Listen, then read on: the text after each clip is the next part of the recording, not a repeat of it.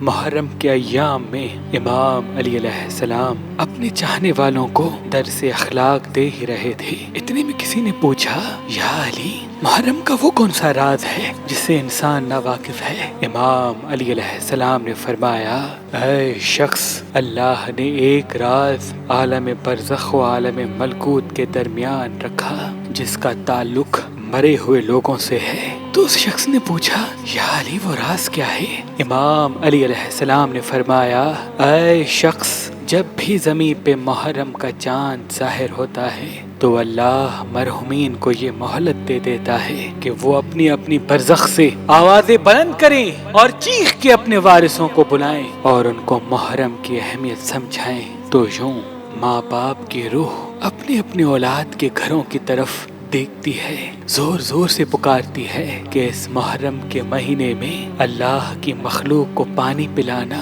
کھانا کھلانا ایک عظیم ثواب ہے، کیونکہ جو بھی اولاد اس محرم کے مہینے میں اللہ کی مخلوق کو کھانا کھلاتی ہے، پانی پلاتی ہے، تو اس کا ثواب اس کے مرحومین کی ارواح کو ملتا ہے۔ امام علی علیہ السلام نے فرمایا، اے لوگو، محرم کے مہینے میں زیادہ سے زیادہ نیکیاں کیا کرو، آپس میں رنجشوں کو ختم کر کے ایک دوسرے کا احساس کیا کرو، اللہ کی مخلوق کو کھانا کھلایا کرو، پانی پلایا کرو، تاکہ تمہارے مرحومین برزخ میں اس کا ثواب پا سکیں اور تمہارے لیے وہاں سے دعا کر سکیں، وہاں سے دعا کر سکیں، وہاں سے دعا کر سکیں۔